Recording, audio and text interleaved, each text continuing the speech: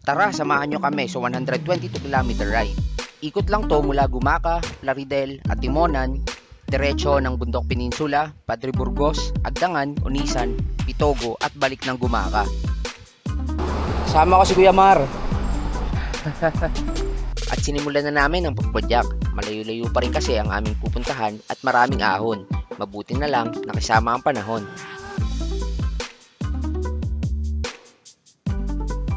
At nakarating na nga kami sa Plaridel, Quezon. Maganda ang panahon kaya mabilis din ang aming takbo. At makalipas nga ang ilang kilometrong pagpadyak, narating na rin namin ang bayan ng Atimonan.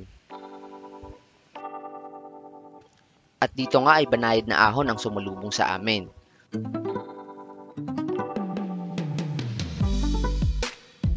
Nagbabadya rin ang masamang panahon sa aming daraanan.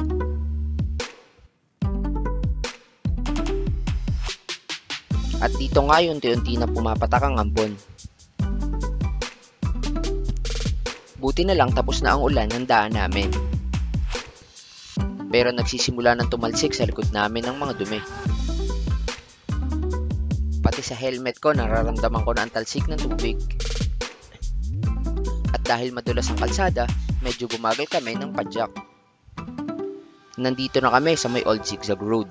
Pero pinili namin na dito sa baba dumaan kasi sobrang dulas ng pag-ahon.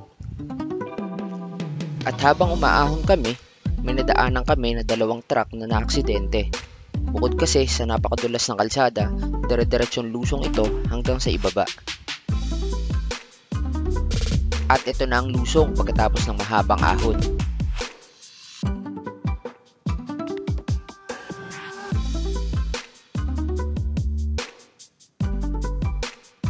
May mga parte rin na sira ang kalsada, kaya kahit palusong, hindi ka rin makakapagpatakbo ng mabilis. Halos 50 kilometro na rin ang aming natatakbo, kaya dito na kami kakain ng almusal. Ibaba. Kain muna. Kain mo na, almusal. Para hindi mo ubusan ng power. At pagkatapos namin kumain, pumadyak na rin kami papuntang Bonpen. At dito nga ay mahabang ahon agad ang sumalubong sa amin.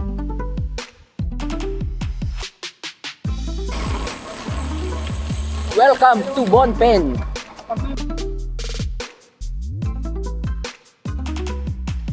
At dito nga ay sunod-sunod ang ahon.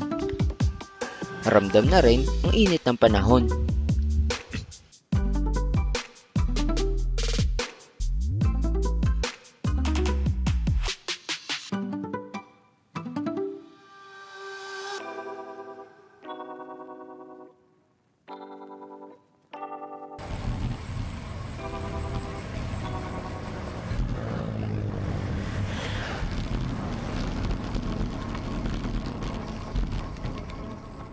Pagkatapos ng mahabang lusong, nakarating din ng Padre Burgos.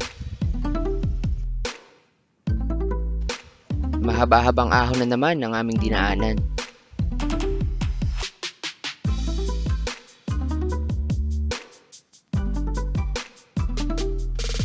At pagkatapos ng mahabang ahon, mahaba-haba ding lusong hanggang makarating ng bayan ng Agdangan.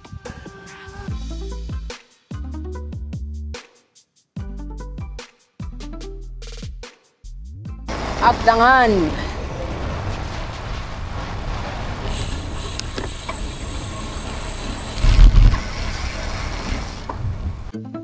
At pagkatapos nga ng ahon at lusong, mahabang patag naman hanggang makarating ng arko ng bayan ng Unisan.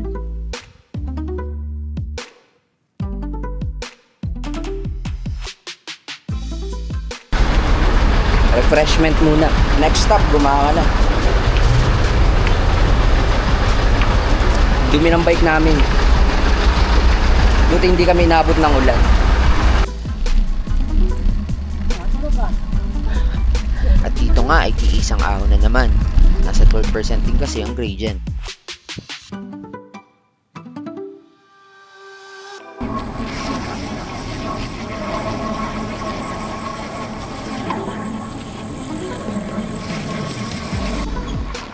Pitogo, Quezon! Huling bayan bago mag-Gumaca. Bago nga dumating ng bayan ng Gumaka, isang mahabang ahon na naman ang kailangan naming ahunin. 110 kilometers. Kakatayo pa si Kuya Mar. Lakas.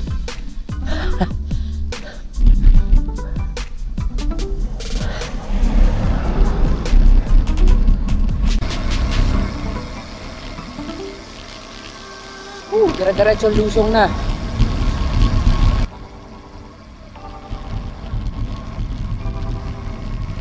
At dito na rin kami naghiwalay ni Kuya Mar. Siya kasi ay dediretso na sa bayan ng Gumaka, ako naman ay kakanan na sa Gumaka Diversion Road. At ito na ang huling ahon ko sa ruta na to.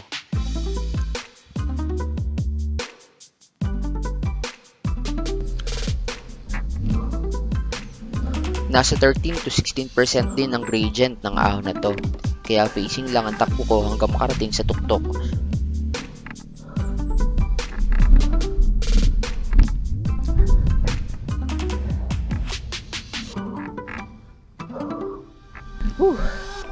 Facing lang.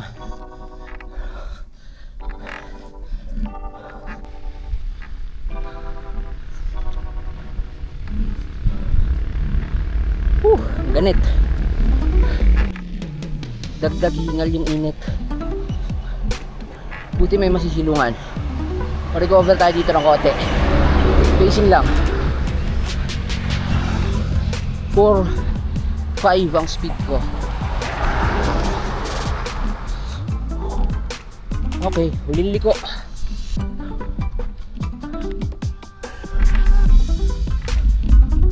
So ang gradient dito ay naglalaro around 10 to 15. Whew.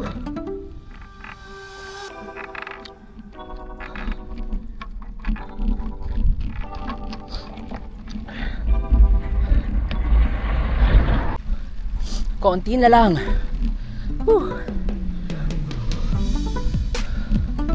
Konti na lang. Okay, medyo banayad na. 8% gradient. Siyempre pagkatapos ng mahabang ahon, matarik na ahon, mahabang lusong yan. Ang pinakamaganda sa lahat, ang magandang view na makikita natin.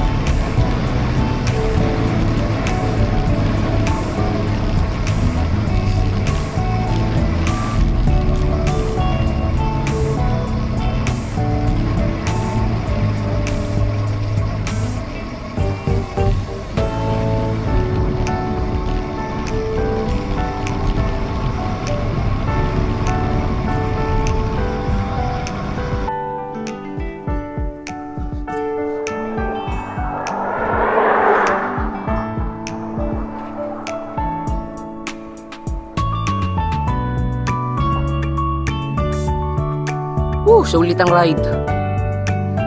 Salamat sa pagsama sa aming biyahe. Hanggang sa muli, paalam!